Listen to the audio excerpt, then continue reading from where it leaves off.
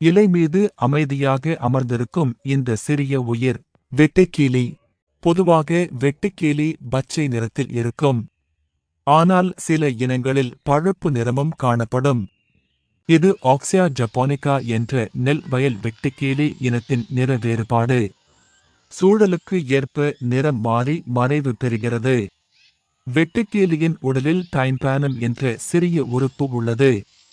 அதன் மூலம் ஒலி கேட்கும் திறன் பெறுகிறது. அதாவது காதுகள் இல்லாவிட்டாலும் இலைகளின் அதிர்வுகளை உணர்ந்து எதிரிகளை தவிர்க்கிறது.